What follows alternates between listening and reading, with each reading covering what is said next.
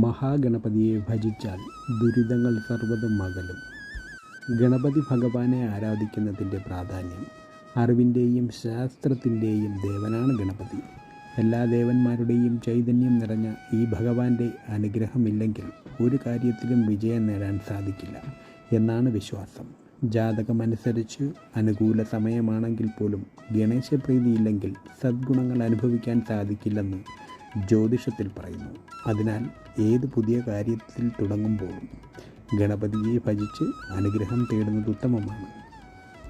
പൂർണ്ണ മനസ്സോടെ ഗണപതിയെ ആരാധിക്കുന്നവർക്ക് എല്ലാ ദുരിതങ്ങളിൽ നിന്നും മോചനം ലഭിക്കുകയും ജീവിതത്തിൽ ഐശ്വര്യവും സമാധാനം നിറയുകയും ചെയ്യും.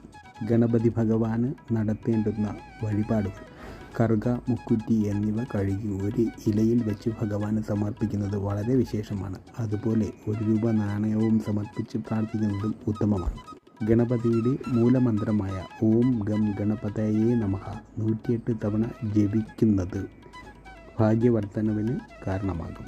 കൂടാതെ ഇഷ്ടകാര്യസിദ്ധിക്കും വിഘ്ന നിവാരണത്തിനും ഗണേശ ദ്വാദശ മന്ത്രം ജപിക്കുന്നത് വളരെ നല്ലതാണ്. കുറഞ്ഞത് 3 തവണയെങ്കിലും ഈ മന്ത്രം ജപിക്കാൻ ശ്രമിക്കുക. എല്ലാവരെയും ഗണപതി ഭഗവാൻ അനുഗ്രഹിക്കട്ടെ.